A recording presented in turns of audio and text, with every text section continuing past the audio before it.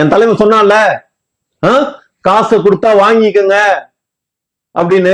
ஏன் எல்லாரும் கொடுக்குற காசெல்லாம் வாங்கிப்போம், ஓட்டு நமக்கு தான் விழும். இப்ப கூட அடுத்தவங்க காசுல தான் நீங்க என்ன பண்றீங்க, வாழ்றீங்க. சினிமா நடிக்கும் போதுதான் அடுத்தவங்க காசுல வாழ்ந்தீங்க. இப்போ அடுத்தவன் காசு கொடுத்தா காசை வாங்கின்னு ஓட்டு எனக்கு போடுங்கன்னு சொல்லிட்டு இப்போ அடுத்தவங்க காசுல வாழ்ந்து பாக்குறீங்க. உங்க காசு செலவு பண்ணவே மாட்டீங்களா? ஹலோ, இல்ல புரியல. எப்படி பேசினாலும் இப்படிதான் பேசணும்னு பிக்ஸ் பண்ணிட்டு பேசுறீங்களா? இல்ல, நான் பிக்ஸ் எல்லாம் பண்ணல, நீங்க பேசுறீங்களா அதுக்கு நான் வந்து எடுத்து சொல்றேன்.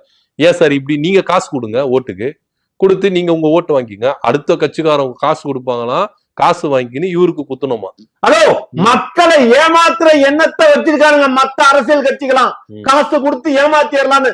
மக்கள் ஏமாற கூடாதுங்கிறதுக்காக ஏமாறாதீங்க, எங்களுக்கு ஓட்டு போடுங்க நாங்க சொல்றோம், புரியுதா?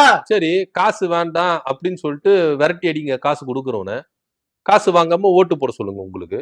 அது ஏன் அடுத்த கட்சிக்கார காசு வாங்கிக்கின்னு இவருக்கு குத்தணுமா? என்ன சார் லாஜிக் இதெல்லாம்? அடுத்தவங்க காசுல வாழணும் நீங்க. ஹலோ, எவன் வீட்டு காசு? எவன் வீட்டு காசு? யார் வீட்டு காசு? எல்லாம் எங்க மக்களோட காசு. அவனுங்க சும்மா 5000 ரூபாய் பிங்க அப்படி வந்து ஊங்குறதுங்கிறது எவன் வீட்டு காசு? நான் அதை பேசல. அது வரி, அது நம்மளுக்கான உரிமை பணம், அது கொடுத்துட்டாங்க. ஓட்டுக்காக காசு கொடுப்பாங்கன்னு சொல்றீங்களா, அதை சொல்றேன் நான்.